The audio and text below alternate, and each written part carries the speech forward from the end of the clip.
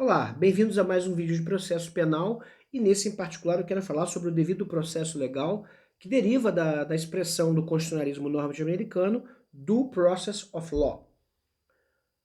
O artigo 5º, inciso 54 da Constituição Federal assim preconiza: ninguém será privado da liberdade ou de seus bens sem o devido processo legal.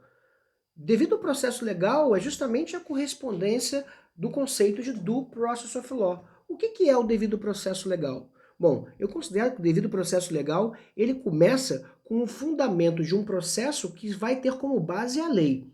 Então, o primeiro corolário do devido processo legal, eu devo considerar como o princípio da legalidade.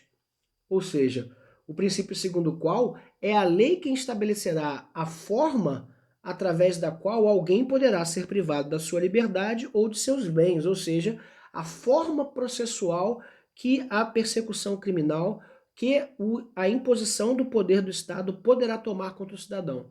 Somente a lei, como baliza da liberdade, poderá efetivamente ser ali o bastião final de como é que o Estado pode agir contra o cidadão. O Estado nunca pode agir contra o cidadão senão na forma da lei, de tal maneira que a sua atuação ela é sempre estrita. Devido processo legal é, então, um trilho que conduz a atuação estatal contra o cidadão sem surpresas e balizada sempre pela lei, nunca podendo se desviar para a direita ou para a esquerda sem que a lei assim o permita, exatamente como o trilho de um trem vai guiar a locomotiva através de um caminho. Qual caminho? O devido caminho ou o devido processo legal. Dito isso, considerado o princípio da legalidade como esse primeiro corolário do devido processo legal, a gente precisa considerar também que a importância desse devido processo legal é justamente opor-se ao arbítrio, é justamente opor-se a qualquer tipo de comportamento que vai efetivamente levar a um processo que vai, antes de qualquer coisa, dar direito de ciência do investigado ou do acusado, né, em algum momento, através de uma citação, a tomar conhecimento da acusação. Daí que o princípio do processo legal ele é indissociado do princípio do contraditório. Ou seja, tomar conhecimento da acusação para, aí sim, poder contradizê-la, poder efetivamente contrariá-la. E aí, para que isso aconteça, seria necessário, evidentemente, que o agente ali, submetido a um processo criminal, como réu em um processo criminal, tivesse acesso aos autos, acesso à informação, e aí, a partir daí, poder contradizer essas afirmações, sendo processado à luz clara do dia, sendo processado à luz clara da lei, sem processo de surpresa, efetivamente aqui, podendo aqui, evidentemente, exercer as garantias. Então, devido ao processo legal, ele parte de um princípio, primeiro, de que o processo correrá dentro da legalidade. Segundo, que será garantido a ele o direito de, conhecendo o processo através da citação, poder ali contradizer e apresentar a sua própria versão dos fatos, princípio do contraditório. E um terceiro princípio muito importante, sempre lado a lado com o contraditório, mas que com ele não se confunde, o princípio da ampla defesa, ou seja, o princípio segundo o qual é garantido a todo réu em processo criminal o direito de recorrer de todas as maneiras, valer-se de todos os fundamentos jurídicos que possa para ali agir em sua defesa, recorrendo então à possibilidade de um defensor técnico constituído, um advogado, e que se ele não puder pagar deverá ser fornecido pelo próprio Estado, como primeira garantia de ampla defesa, né, ter acesso a uma defesa técnica, ter efetivamente acesso a todos os recursos em direito permitidos para produzir provas, e aí o direito de arrolar testemunhas, elaborar perguntas a ela, né?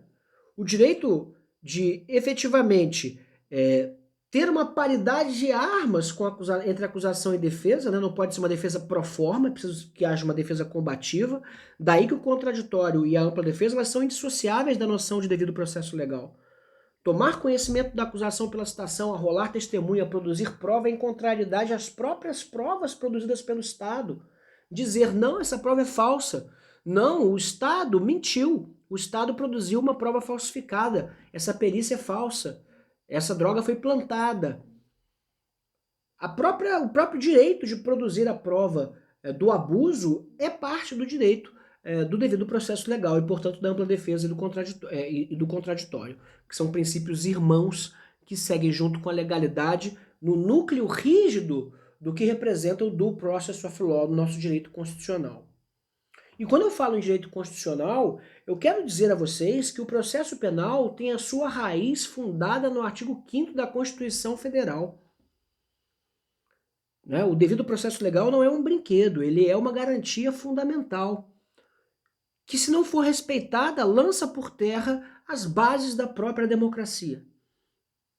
E é por isso que é tão importante que, no afã das discussões políticas, no afã dos nossos posicionamentos, na aguerrida opinião que nós tenhamos a respeito dessa situação em particular ou daquela situação em particular, desse crime em particular, se os policiais podem ou não podem agir dessa maneira, é muito importante que nós aqui, estudantes de direito, operadores jurídicos, nós tenhamos a atenção voltada para a importância do que é o devido processo legal como fundamento constitucional da liberdade do cidadão.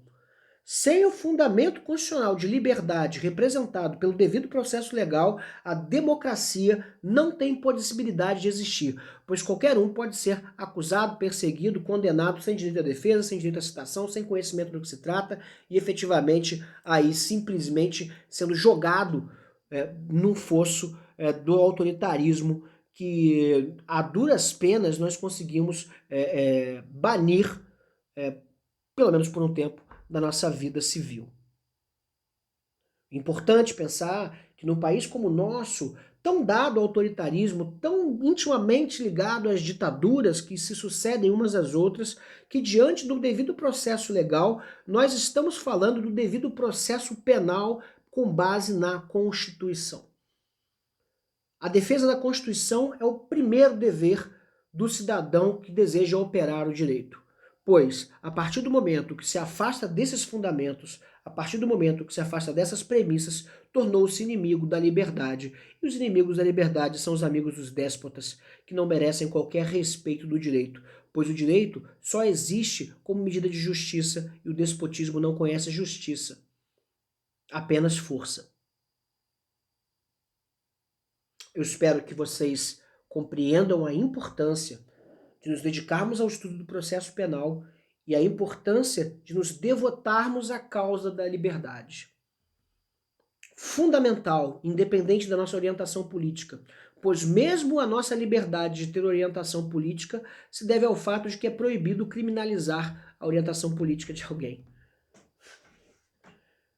E que, chamados a responder a um processo, possamos nos explicar e dar nossas versões e falar das nossas liberdades com a tranquilidade de quem sempre as defendeu. Não espere que o processo penal se volte contra você para defendê-lo como instância de proteção das liberdades individuais e constitucionais do cidadão. Muito obrigado, eu espero que vocês tenham gostado desse vídeo, deixem seus comentários e até a próxima.